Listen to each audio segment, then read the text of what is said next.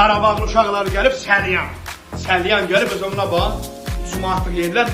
Aləməcən deyək bir-birinə. Mamam balası qırğındır qardaş ya bəri. Amma mamam nə var?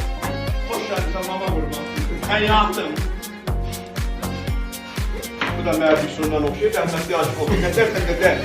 Başon, başuvan. Kuş olsun mama azdır. Adam çörək yerində durmaz. Başuvan, adam çörək. Gətir o dünərlərin. Ay qardaş. Gəl həyatım, gəl mama qurban. Sən başuva dünərəm. Gəl. Kuş olsun dədə. Belə deyilir dədə. Ha? Sənə qurban olam. Səndən gəlmişsən. Çox nafa gedib gəlmişsən. Oturursun, nə oturduğun yerdə? Götürəm sizi. Bir dənə ağarlıq. Burada Səylənə aqromlu salam. Səylən uşaqlarım deyə qəşərlər yazıb bəyənir. Öpürəm sizi. Ham bir yerdə. Maşallah.